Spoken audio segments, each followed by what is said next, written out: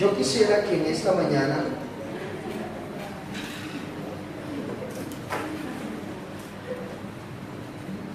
hablásemos un poquito de lo que somos nosotros como personas. Porque a todo siempre nosotros los hijos de Dios tenemos un idioma para hablar. Nuestro idioma es espiritual. Pero muchas personas no llegan a ser buenos cristianos porque no son buenas personas. Y no tiene que ver nada con lo espiritual. Cuando usted sabe lo que usted es, usted puede llegar a ser un buen cristiano. Entonces lo primero que vamos a hacer en esta mañana, yo no sé si estamos mañana o tarde, pero vamos a hacer lo siguiente. Vamos a atacar el yo personal para que después podamos acomodar el yo espiritual. Entonces vamos a tratar de leer un versículo de la palabra que está en 2 de Timoteo capítulo 1. 2 de Timoteo 1:7. Ustedes se saben ese versículo y muchos lo tienen subrayado en la Biblia. Dice la palabra del Señor así. Hermanos, si no me entienden una palabra, me la perdonan, y si hay una palabra que les ofenda, me la dicen cuando termina el culto y yo también los perdono. Porque es que la verdad que hay palabras que cambian mucho, y si no entienden una, me levantan la mano y me dicen: pastor, no entendí esa palabra. Dice: porque no nos ha dado Dios espíritu de cobardía, sino de poder, de amor y de dominio propio. Repita conmigo: porque no nos ha dado Dios espíritu de cobardía, sino de poder, de amor y de dominio propio. ¿Usted quiere que Dios le hable en esta hora? Amén. Vamos a decirle a Dios que nos hable de una manera especial. Amado Jesús, te doy gracias por la bendición que nos das de estar delante de ti. Señor, te rogamos, Señor, que en esta mañana tú hables a tu pueblo, me hables a mí.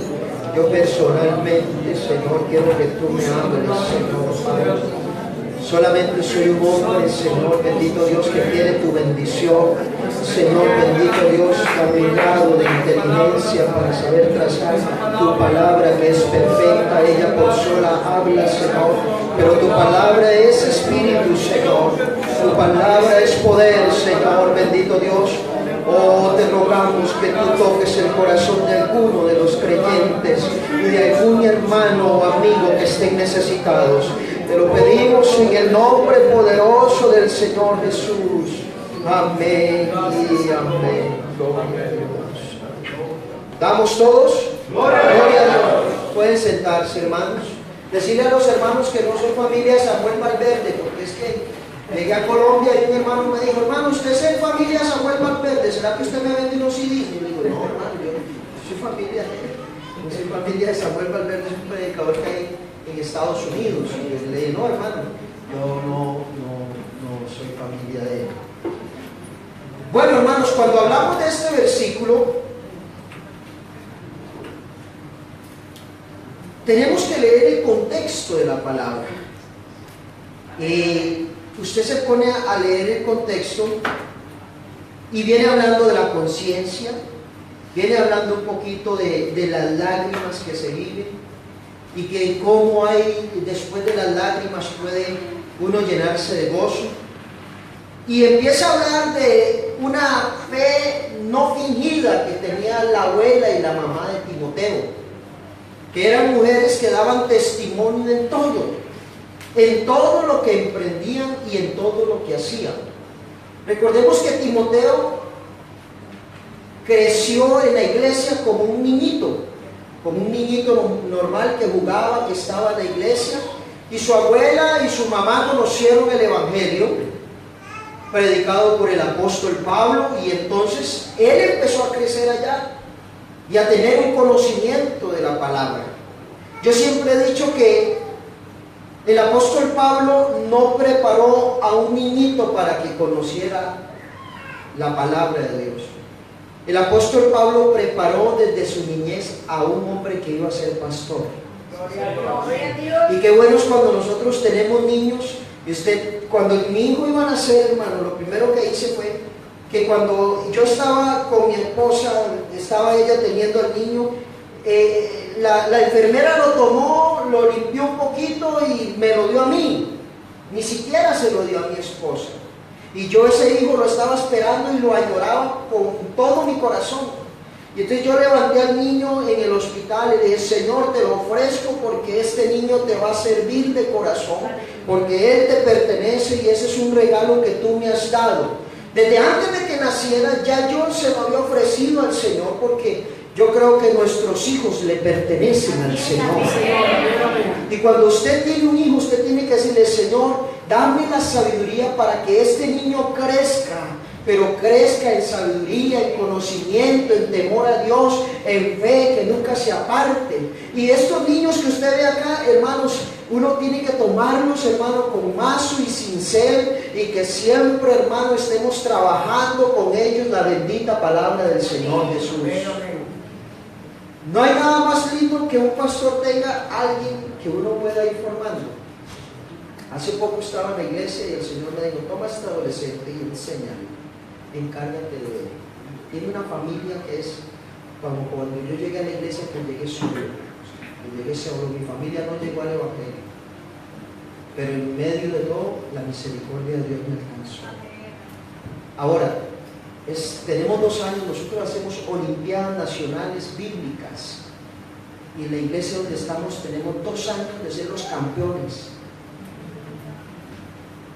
El niño que decía más versículos en 5 minutos y ganamos la prueba, dijo más de 60 versículos. Después tuvimos un programa en este año que se llamó Preguntas y Respuestas, y a los niños les daban 300 preguntas para aprendérselas.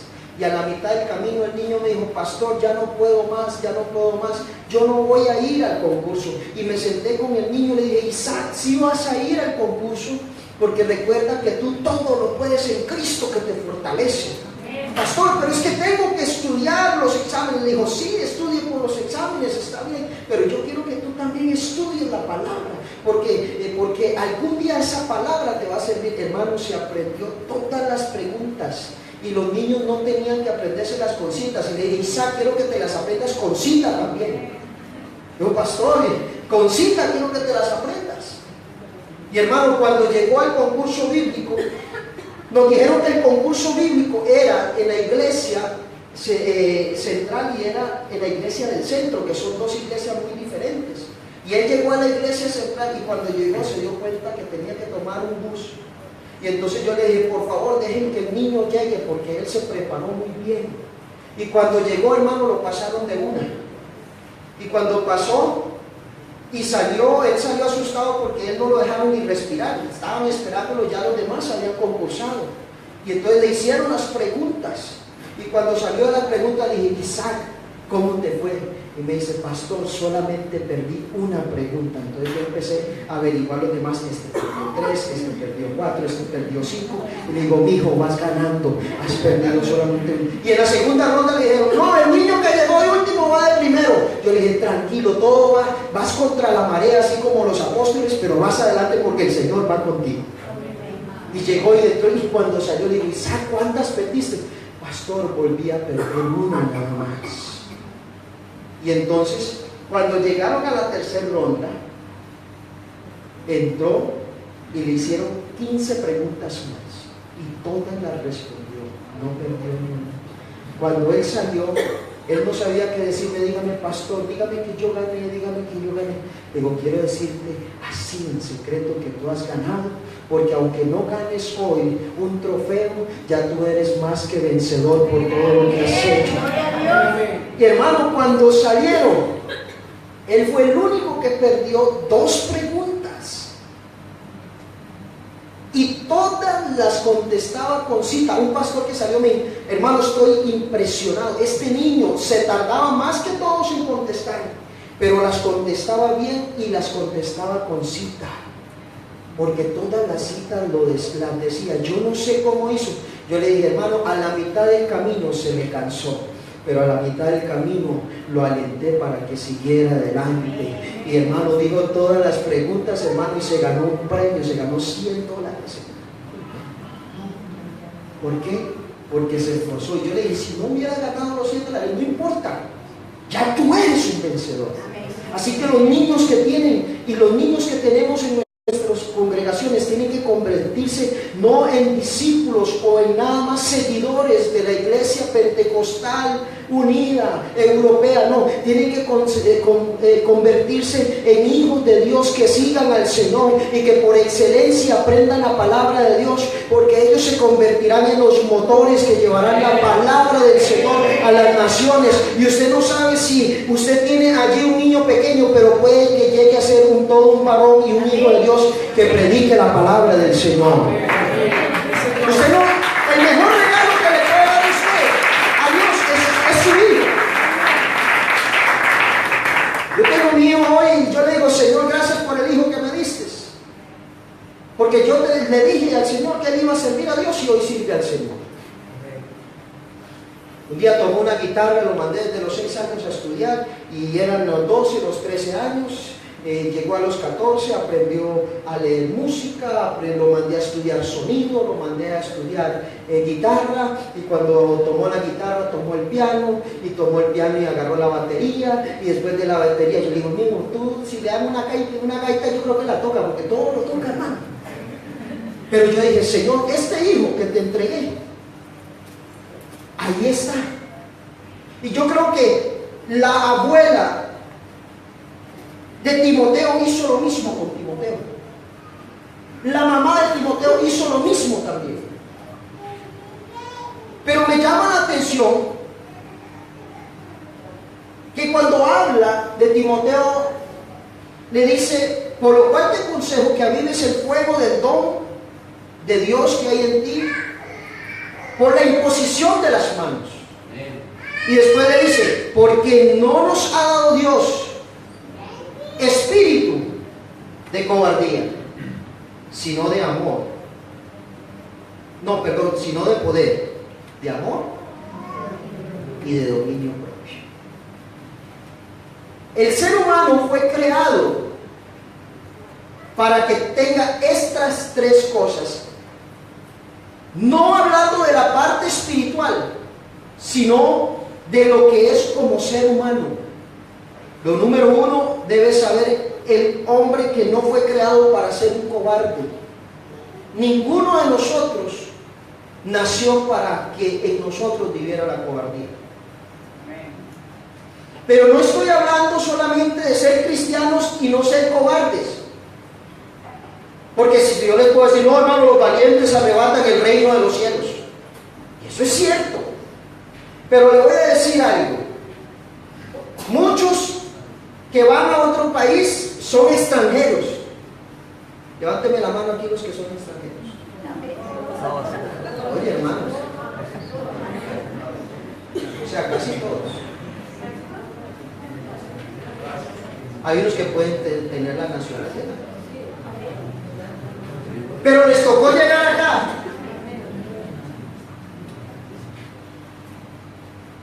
Pero desde que llegaron acá, se han esforzado.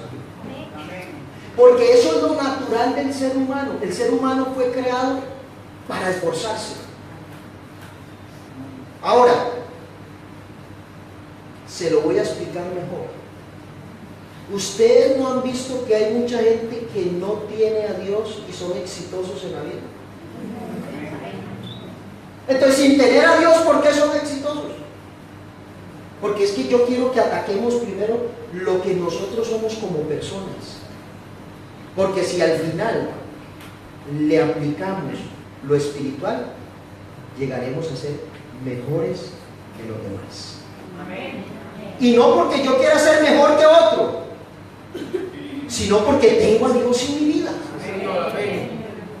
Entonces, la palabra nos enseña que el Señor no nos ha dado un espíritu de cobardía. Diga, yo no nací para ser cobarde. Yo nací para ser valiente.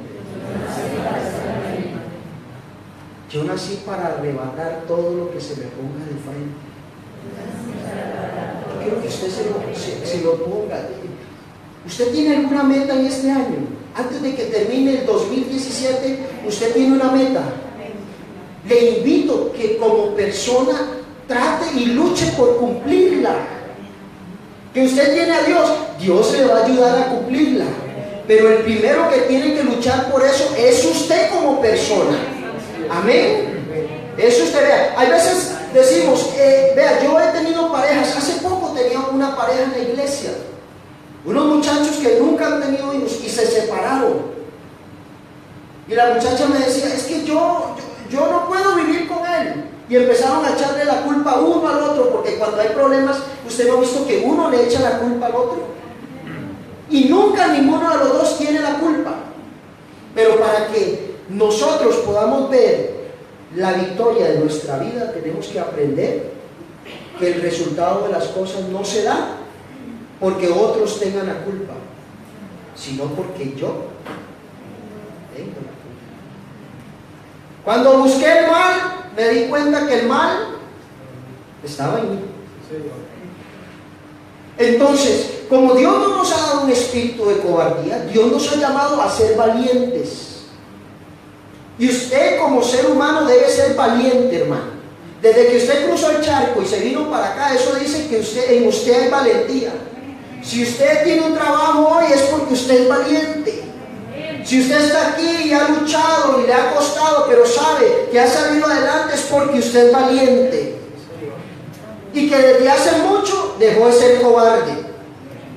Porque nosotros no fuimos llamados a ser cobardes.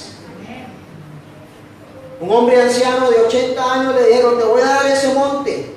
Ve y tienes que matar allá. Bueno, pero es que allá qué miedo me da ir. Porque es que allá hay hombres gigantes, hay anaseos que hay allá, que son hombres que matan con una sola mano. No, él no dijo eso. Denme ese monte, que yo voy a tomar ese monte y de seguro Jehová irá conmigo y yo venceré. Así es, amén. Pero era una mentalidad, hermanos, de que él no había nacido para ser un cobarde o un perdedor. Porque nosotros no podemos llegar a pensar que somos perdedores. La palabra dice, Él nos ha dado un espíritu de poder. Un espíritu de hacer que las cosas ocurran. Sí, Señor.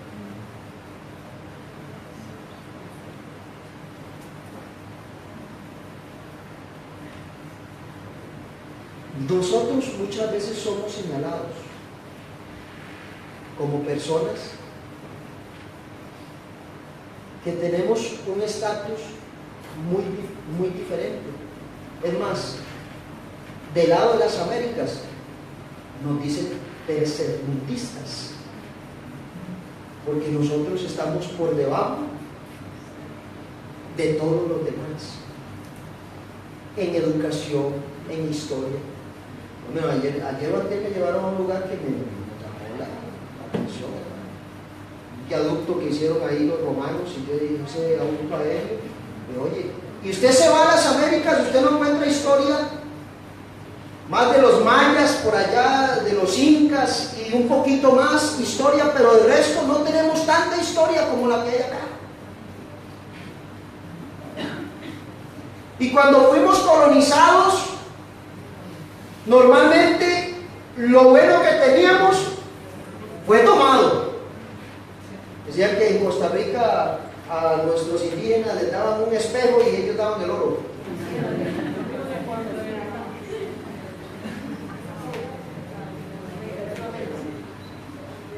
Y por lo menos Cristóbal Colón dijo, esta se va a llamar Costa Rica.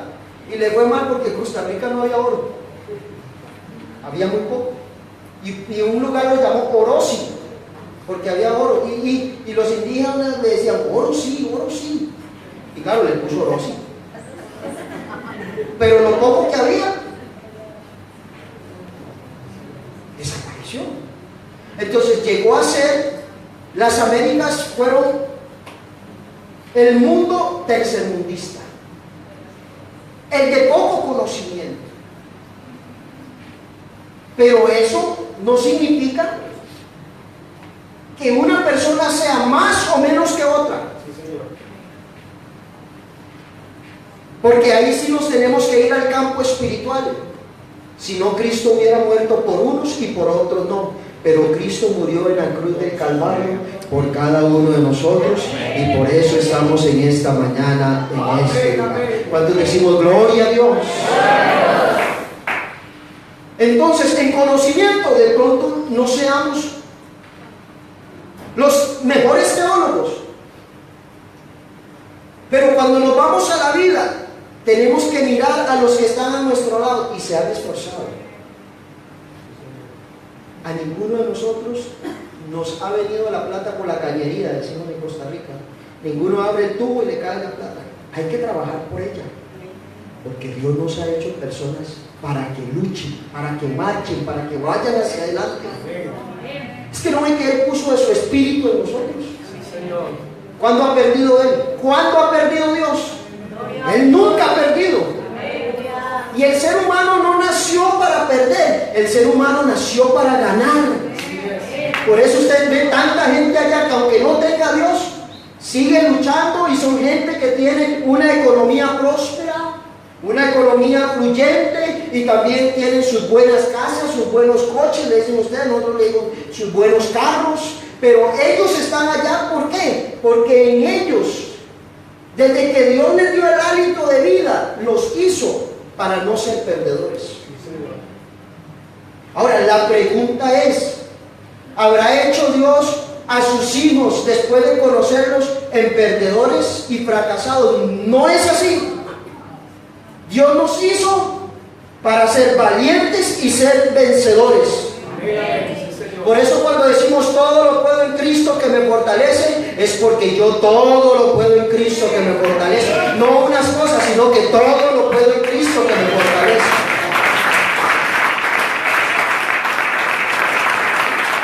Entonces entro al campo espiritual y les digo, ustedes tienen un templo muy bonito, pero ustedes se merecen otro mejor.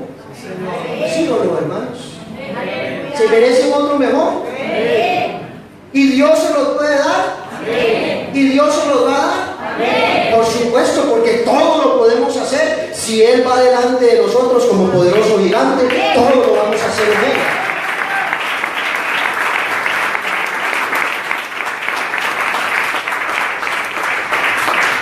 Lo otro de la palabra es que nos ha dado un espíritu de amor.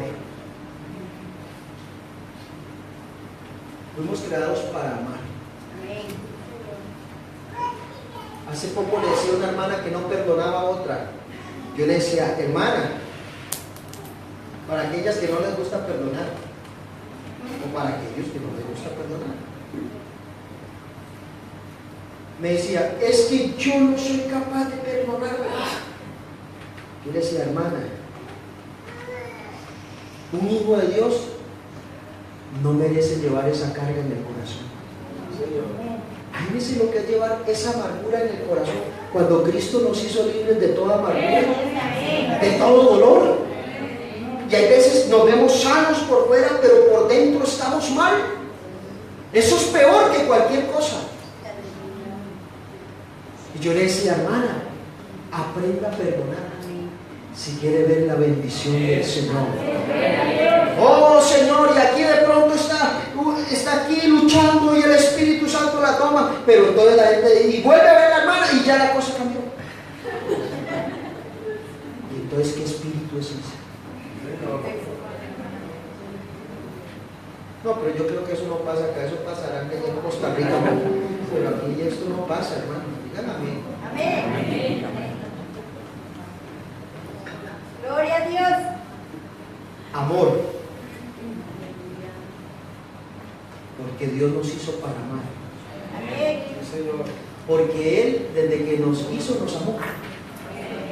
Desde antes de la fundación del mundo, el Señor nos amó. Entonces, usted nació para amar y para ser amado. Pero el amor es una decisión. El amor no es como nos lo cuentan a nosotros. Porque cuando uno se casa, uno va todo emocionado. Y cuando pasa la miel, ya dice, oye, esto del amor es algo un poco más diferente. No es solamente sentimiento.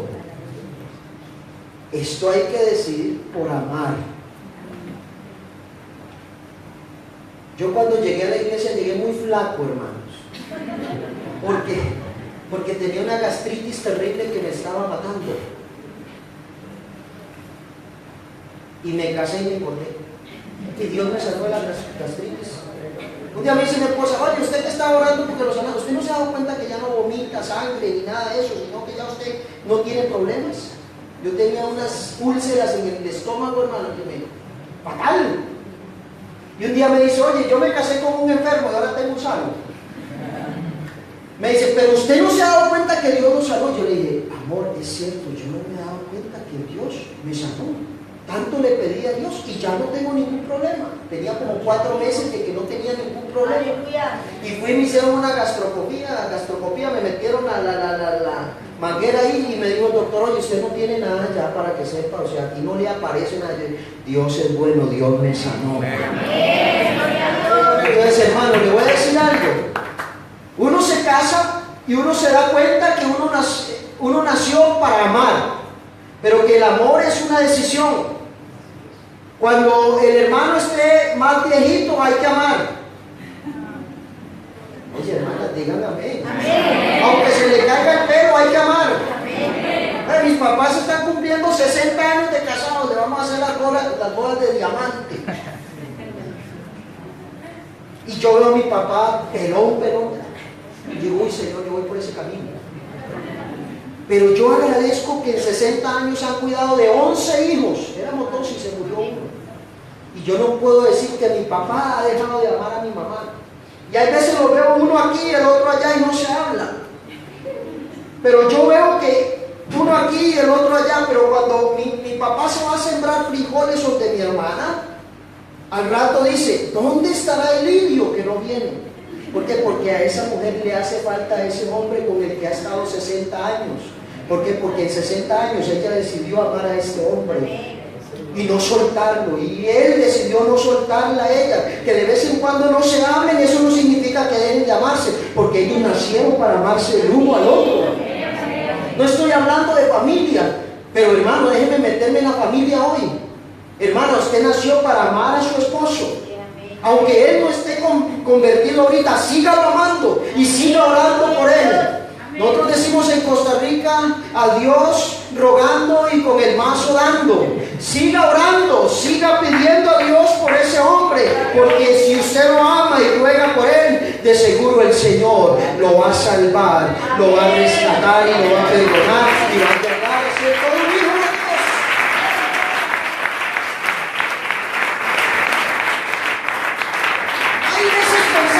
Entonces la mujer viene a la iglesia y que entonces eso es como una varita mágica. Por ahí me encontré una señora que me diera la mano. Y yo, señora, ¿para qué? Dijo, venga, pastor, esa mano. Señor, me llevaron allá por un parque, era que me iba a leer la mano. Y yo, salí corriendo, y dije, ¿qué pasó? No, es que esas son, yo no sé qué, como me eso no lo he visto, hermano, hasta ahora. Eso me asustó un poco. Pero bueno, yo la dejé ahí un ladito y me fui porque no sabía qué era. Pero hay veces creemos que la mujer viene a la iglesia y que es como una varita mágica. Cámbiate. Y el hombre dice, oye, pero tú vas a la iglesia y tú no cambias. Hermana, ¿ustedes no han escuchado eso?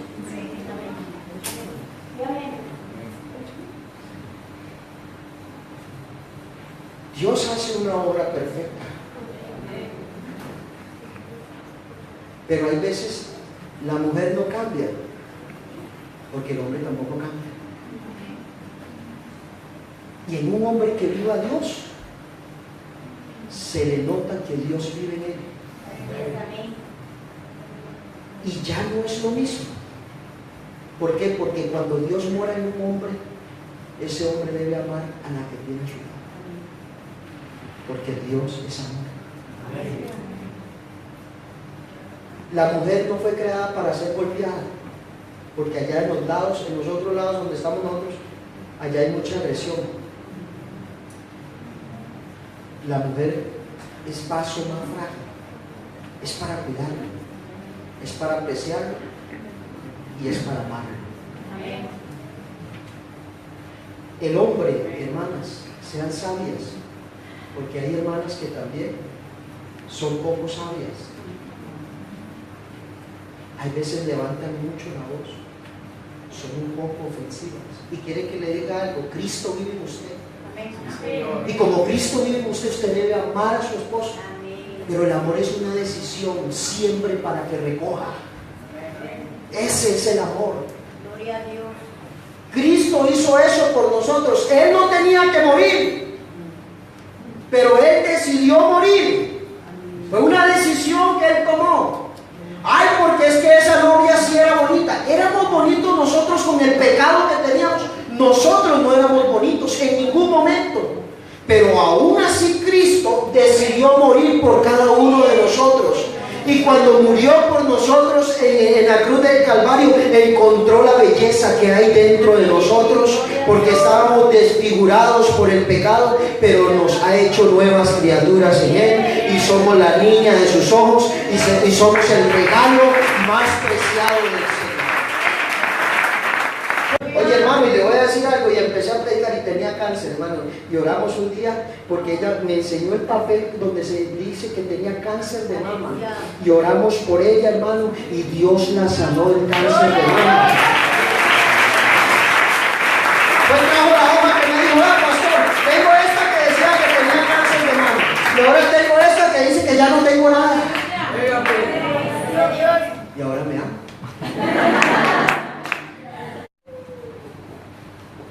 Y era un hombre, un muchacho grosero de 20 años. Y había ayunado mucho por su hijo. Porque es que el secreto está en el ayuno y la oración. El ayuno y la oración sacan lo que sea. Nosotros tenemos, vea hermano, nosotros tenemos los cultos los martes de oración. Pero tenemos el ayuno los martes. En la mañana. Y el martes no es que ayunamos y todo el mundo se va a la casa a comer. Ayunamos y nos quedamos ahí en ayuno todo el día. Gloria a Dios. Entonces, cuando la gente va entrando al culto, ¿cómo se debe sentir ese ambiente? Yo les digo, hermanos, yo no puedo sentir lo que usted siente porque yo estoy aquí desde temprano. Gloria a Dios. Pero se escucha un eco, hermanos gimiendo, niños llorando, hermanas clamando, y cuando llegan, hermano, todo el mundo se empieza a empapar de ese ambiente espiritual. Por eso hay victoria en la oración y el ayuno. No es que el ayuno tenga poder, que la oración sea el poder, no, sino el sometimiento que tengo yo a través del Dios que todo lo puede hacer cuando yo hablo con Él, porque cuando yo hablo con Él, Él se pone a escuchar, pero Él no se queda quieto. A Él le gusta actuar, porque ese es el Dios que nosotros tenemos. Él se hubiera quedado en su trono, pero un día decidió actuar y venir a la tierra. Así es cuando yo tengo un Dios poderoso. Entonces, en esta mañana quiero decirles que fuimos, hermanos, nosotros fuimos hechos para amar. Y por último les voy a hablar de algo que ustedes saben: dominio propio. Hay gente que dice, hermano, yo no puedo ser buen cristiano porque a mí me gusta el cigarrillo, a mí me gusta el trago, a mí me gusta el baile, ojalá un vallenato, dicen los colombianos. Nosotros decimos, ojalá un swing. Aleluya. Bendito. Pero hay gente, yo tengo una hermana mía que fumó 30 años y se sometió sin tener a Cristo, porque hasta el día de hoy no ha querido creer en el Evangelio, no ha querido. Pero en medio de todo eso se sometió a un tratamiento para ir dejando el cigarrillo, y hoy no fuma. Tiene como 9 o 10 años de no fumar. ¿Sabe por qué? Porque en ella decidió que había algo que se llama dominio propio. Yo ya no quiero fumar más. Y hay gente que te dice, hermano, uy hermano, es que vivo con esta mujer, pero tengo otra por ahí. Yo no puedo, es que todos me llaman. Como si fuera el último chocolate de esa. Y eso es mentira, hermano. Si hay gente que ha podido usar el dominio propio sin tener a Dios, nosotros como hijos de Dios tenemos el poder de Cristo para dejar el pecado, porque el Señor obra en nosotros con poder para que nosotros dejemos el pecado que nos asedia todos los días.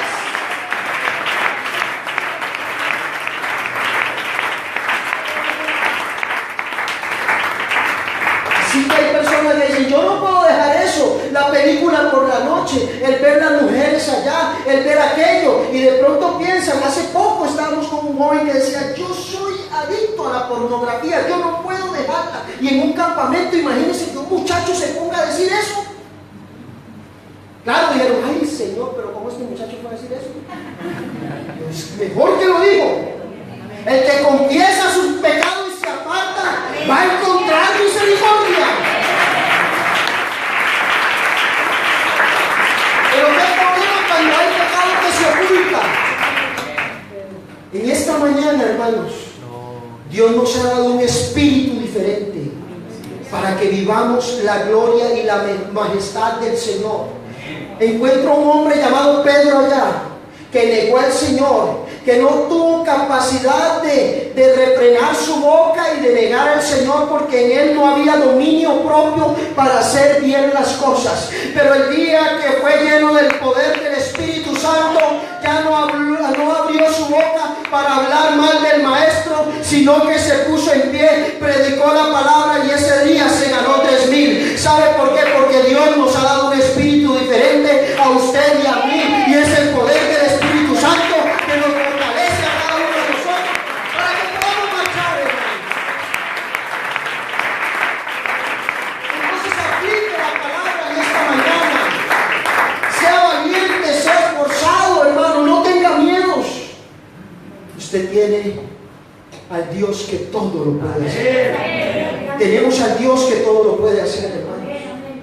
Vea, hermanos, nosotros a veces no entendemos. Yo le contaba a los hermanos, esta hermanita que me decía que no me quería, vino el esposo porque ella tiene un negocio en la plaza de mercado y ella vende verdura, todo lo que tiene que ser frutas y todo eso. Y yo llegaba por el saquito, pero a mí me daba pesar, hermano, porque todos los pastores llegaban allá, ellos llegaban y llevaban el saquito con la comida ahí, y a mí me daba pena, hermanos.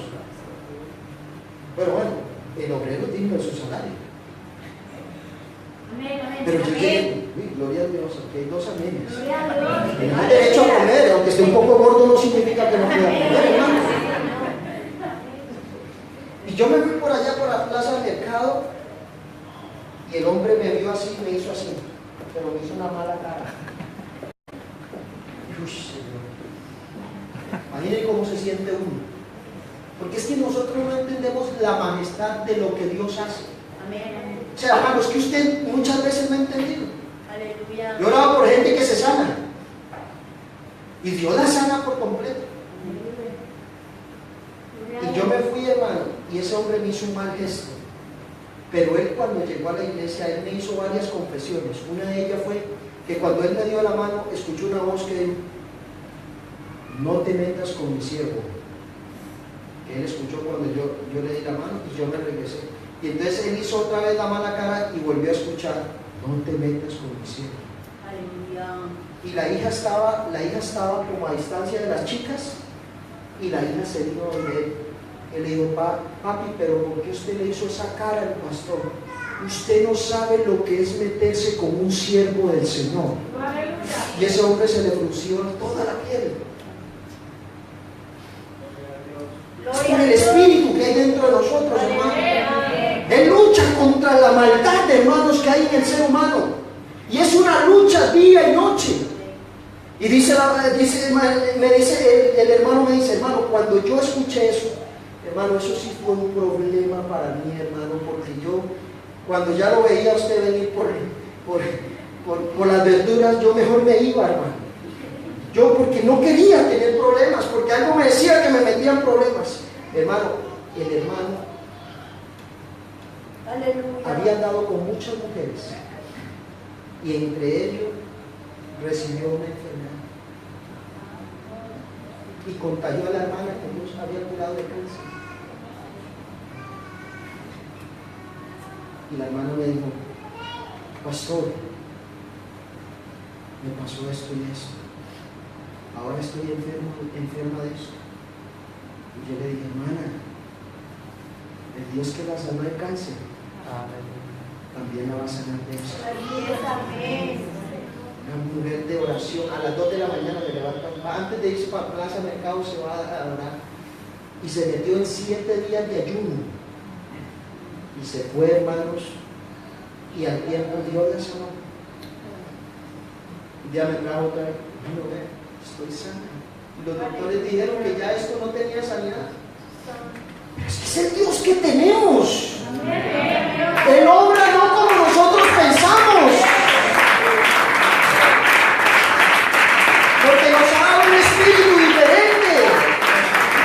Pero el espíritu no es nuestro. El espíritu ha sido depositado en nosotros y nosotros somos estanques de su poder. Entonces, cuando usted tiene ese espíritu que Dios le ha dado, entonces en usted ocurren cosas que usted no entiende. Pero detrás de esas cosas que no entiende está el poder de Dios. Vea, cuando yo escuché al hermano Reiner diciendo en la convención que nosotros fuimos hechos para ver las maravillas de Dios, para ver hombres que se levanten, que están enfermos, hermanas que pueden estar enfermas y Dios puede sanar. Si Jesús limpió leprosos, la palabra dice que Él mismo dijo: cosas mayores que estas haréis, porque nosotros somos la iglesia del Señor, hermanos, porque nosotros tenemos un espíritu no de cobardía, hermanos. El espíritu que mora en nosotros es el espíritu de Dios.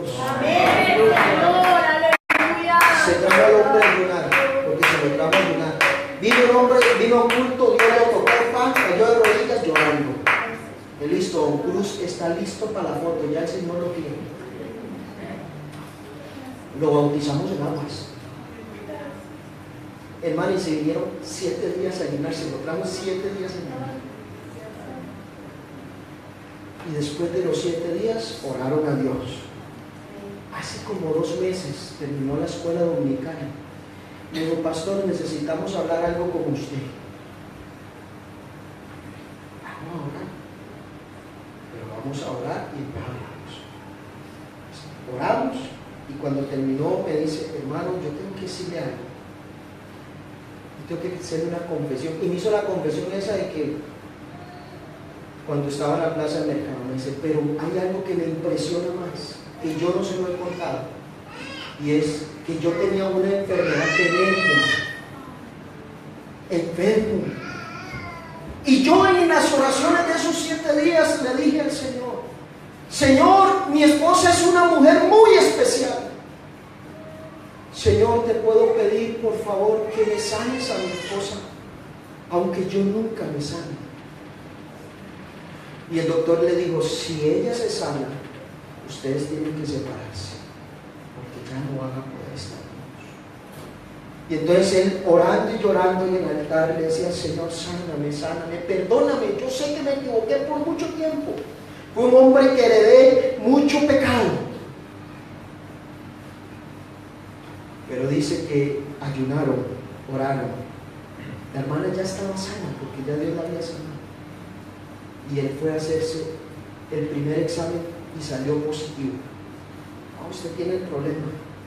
Se fueron a ayunar otra vez. Aleluya. Y después de la segunda vez, se fueron a hacer otra vez el examen. Y el hombre se acercó y me dijo: vea, pastor, quiero mirar esta hoja. El examen dice que yo estoy limpio de toda la enfermedad que yo le pegué a mi esposa. Ella no solamente es sana de cáncer, sino que es sana de la enfermedad que yo le pegué. Pero no solamente ella es sana de la enfermedad que yo le pegué, sino que Cristo también me sanó a mí. Y hoy soy un hombre libre de todo pecado, de toda transgresión.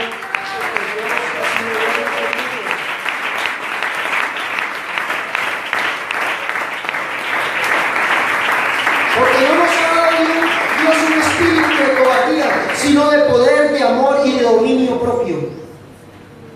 Yo no sé qué espíritu has recibido tú, pero yo he recibido un espíritu diferente. Un espíritu que no solamente me hace hablar en lenguas cuando vengo a los cultos, sino un espíritu que cuando vengo y le digo al enfermo que puede Dios sanarlo, así como Pedro cuando los enfermos los tiraban por el camino, según lo dice Hechos de los Apóstoles, la gente le tiraba a Pedro los enfermos en el camino para ver si siquiera la sombra de Pedro caía cerca de ellos para ver la sanidad. No porque Pedro pensara que la sombra de él lo sanaba, sino porque había una sombra que había en Pedro. El que habita el abrigo del Altísimo morará bajo la sombra del Omnipotente. No era la sombra